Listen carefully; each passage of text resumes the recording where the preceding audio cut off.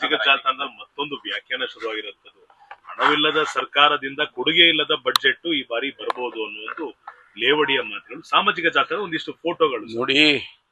ಬೇಜವಾಬ್ದಾರಿ ಮಾತುಗಳಿಗೆಲ್ಲ ಉತ್ತರ ಕೊಡಕ್ಕಾಗತ್ತಾ? ಒಂದು ಸರ್ಕಾರ, ಒಂದು ಎಲೆಕ್ಟೆಡ್ ಗವರ್ಮೆಂಟ್ ಒಂದು ಬಡ್ಜೆಟ್ ಅನ್ನ ಕೊಡುವಾಗ ಹೆಚ್ಚಾಗ್ಬೋದು, ಕಡಿಮೆ ಆಗ್ಬೋದು. ಆದರೆ ಬಡ್ಜೆಟ್ ಅನ್ನು ಕೊಡೋದನ್ನೇ ಗೇಲಿ ಮಾಡಿದ್ರೆ ಅವರಿಗೆ ಜವಾಬ್ದಾರಿ ಇದೆಯಾ? ಬೇಜವಾಬ್ದಾರಿ ಜನ ಆ ರೀತಿ ಮಾತಾಡ್ಬೇಕಷ್ಟೇ. ಯಾಕೆಂದ್ರೆ ನಾವು ಕಳೆದ ಹಿಂದಿನ ವರ್ಷ 25ರಲ್ಲಿ 24-25ಕ್ಕೆ ಸುಮಾರು 3,97,000 ಕೋಟಿ ಬಡ್ಜೆಟ್ ಕೊಟ್ಟಿದ್ರು. ಕಳೆದ ವರ್ಷ 24-25ಕ್ಕೆ ಅವರು 4,09,000 ಕೋಟಿ ಕೊಟ್ಟಿದ್ರು.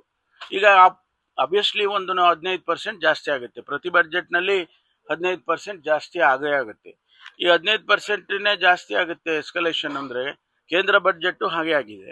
ಆ ರೀತಿ ನಾವು ನಮ್ಮಲ್ಲಿ ಕೂಡ ಆಗ್ತದೆ. ಅದನ್ನ ಬೇಜವಾಬ್ದಾರಿ ಮಾತಾಡಿದ್ರೆ ಏನು ಉತ್ತರ ಕೊಡಕ್ಕಾಗುತ್ತೆ? ನೋಡಿ, ಅವರು ಸದನದಲ್ಲೇ ಅವ್ರು ಕೇಳಿದ್ರು, ನಾನು ಖಂಡಿತ ರಾಜೀನಾಮೆ ಕೊಡ್ತೀನಿ, ನೀವು ಪ್ರೂವ್ ಮಾಡಿ ನನ್ನ ಇನ್ವಾಲ್ವ್ಮೆಂಟ್ ಇದೆ ಅಂತೇಳಿ.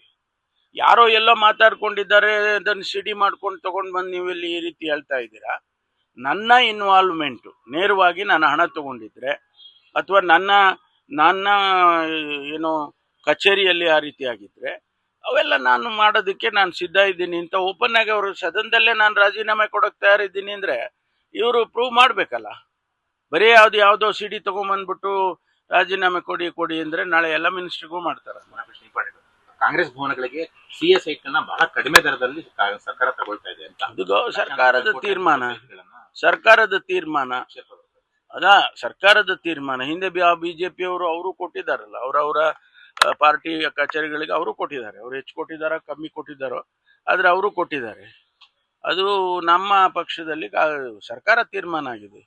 ಯಾರು ಇಂಡಿವಿಜುವಲ್ ಆಗಿ ಯಾರು ತೀರ್ಮಾನ ಮಾಡಿಲ್ಲ. ಅರ್ಬನ್ ಡೆವಲಪ್ಮೆಂಟ್ನವರಾಗ್ಲಿ ಅಥವಾ ಬೆಂಗಳೂರು ಡೆವಲಪ್ಮೆಂಟ್ ಮಿನಿಸ್ಟರ್ ಆಗಲಿ ಆ ಥರ ಯಾರು ಇಂಡಿವಿಜುವಲ್ ಆಗಿ ಕೊಟ್ಟಿಲ್ಲ. It's A decision of the government. ಸಾಮಾಜಿಕ ಜಾಲತಾಣದಲ್ಲಿ ಮತ್ತೊಂದು ವ್ಯಾಖ್ಯಾನ ಶುರುವಾಗಿರುತ್ತದೆ. ಹಣವಿಲ್ಲದ ಸರ್ಕಾರದಿಂದ ಕೊಡುಗೆ ಇಲ್ಲದ ಬಡ್ಜೆಟ್ ಈ ಬಾರಿ ಬರಬಹುದು ಅನ್ನುವುದು ಲೇವಡಿಯ ಮಾತುಗಳು. ಸಾಮಾಜಿಕ ಜಾಲತಾಣ ಒಂದಿಷ್ಟು ಫೋಟೋಗಳು ನೋಡಿ. ಬೇಜವಾಬ್ದಾರಿ ಮಾತುಗಳಿಗೆಲ್ಲ ಉತ್ತರ ಕೊಡಕ್ಕಾಗತ್ತಾ? ಒಂದು ಸರ್ಕಾರ, ಒಂದು ಎಲೆಕ್ಟೆಡ್ ಗವರ್ಮೆಂಟ್ ಒಂದು ಬಡ್ಜೆಟ್ ಅನ್ನ ಕೊಡುವಾಗ ಹೆಚ್ಚಾಗ್ಬೋದು, ಕಡಿಮೆ ಆಗ್ಬೋದು. ಆದರೆ ಬಡ್ಜೆಟ್ ಅನ್ನು ಕೊಡೋದನ್ನೇ ಗೇಲಿ ಮಾಡಿದ್ರೆ ಅವರಿಗೆ ಜವಾಬ್ದಾರಿ ಇದೆಯಾ? ಬೇಜವಾಬ್ದಾರಿ ಜನ ಆ ರೀತಿ ಮಾತಾಡ್ಬೇಕಷ್ಟೇ. ಯಾಕೆಂದ್ರೆ ನಾವು ಕಳೆದ ಹಿಂದಿನ ವರ್ಷ 25ರಲ್ಲಿ 24-25ಕ್ಕೆ ಸುಮಾರು 3,97,000 ಕೋಟಿ ಬಡ್ಜೆಟ್ ಕೊಟ್ಟಿದ್ರು. ಕಳೆದ ವರ್ಷ 24-25ಕ್ಕೆ ಅವರು 4,09,000 ಕೋಟಿ ಕೊಟ್ಟಿದ್ರು.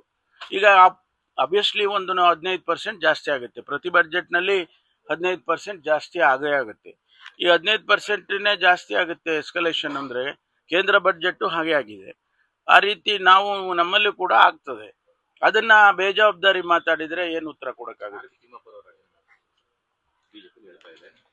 ನೋಡಿ, ಅವರು ಸದನದಲ್ಲೇ ಅವ್ರು ಕೇಳಿದ್ರು, ನಾನು ಖಂಡಿತ ರಾಜೀನಾಮೆ ಕೊಡ್ತೀನಿ, ನೀವು ಪ್ರೂವ್ ಮಾಡಿ ನನ್ನ ಇನ್ವಾಲ್ವ್ಮೆಂಟ್ ಇದೆ ಅಂತೇಳಿ. ಯಾರೋ ಎಲ್ಲ ಮಾತಾಡ್ಕೊಂಡಿದ್ದಾರೆ, ಅದನ್ನು ಸಿಡಿ ಮಾಡ್ಕೊಂಡು ತಗೊಂಡು ಬಂದು ನೀವು ಇಲ್ಲಿ ಈ ರೀತಿ ಹೇಳ್ತಾ ಇದ್ದೀರಾ. ನನ್ನ ಇನ್ವಾಲ್ವ್ಮೆಂಟು ನೇರವಾಗಿ ನಾನು ಹಣ ತಗೊಂಡಿದ್ರೆ ಅಥವಾ ನನ್ನ ಏನೋ ಕಚೇರಿಯಲ್ಲಿ ಆ ರೀತಿ ಆಗಿದ್ರೆ ಅವೆಲ್ಲ ನಾನು ಮಾಡೋದಕ್ಕೆ ನಾನು ಸಿದ್ಧ ಇದ್ದೀನಿ ಅಂತ ಓಪನ್ ಆಗಿ ಅವರು ಸದನದಲ್ಲೇ ನಾನು ರಾಜೀನಾಮೆ ಕೊಡೋಕೆ ತಯಾರಿದ್ದೀನಿ ಅಂದ್ರೆ ಇವರು ಪ್ರೂವ್ ಮಾಡಬೇಕಲ್ಲ. ಬರೀ ಯಾವುದೋ ಸಿಡಿ ತಗೊಂಡ್ಬಂದ್ಬಿಟ್ಟು ರಾಜೀನಾಮೆ ಕೊಡಿ ಅಂದ್ರೆ ನಾಳೆ ಎಲ್ಲ ಮಿನಿಸ್ಟ್ರಿಗೂ ಮಾಡ್ತಾರೆ. ಕಾಂಗ್ರೆಸ್ ಭವನಗಳಿಗೆ ಸಿಎಸ್ ಐಟನ್ನ ಬಹಳ ಕಡಿಮೆ ದರದಲ್ಲಿ ಸರ್ಕಾರ ತಗೊಳ್ತಾ ಇದೆ ಅಂತ. ಅದು ಸರ್ಕಾರದ ತೀರ್ಮಾನ. ಹಿಂದೆ ಬಿಜೆಪಿಯವರು ಅವರು ಕೊಟ್ಟಿದ್ದಾರಲ್ಲ, ಅವರವರ ಪಾರ್ಟಿ ಕಚೇರಿಗಳಿಗೆ ಅವರು ಕೊಟ್ಟಿದ್ದಾರೆ. ಅವ್ರು ಹೆಚ್ಚು ಕೊಟ್ಟಿದ್ದಾರೋ ಕಮ್ಮಿ ಕೊಟ್ಟಿದ್ದಾರೋ, ಆದ್ರೆ ಅವರು ಕೊಟ್ಟಿದ್ದಾರೆ.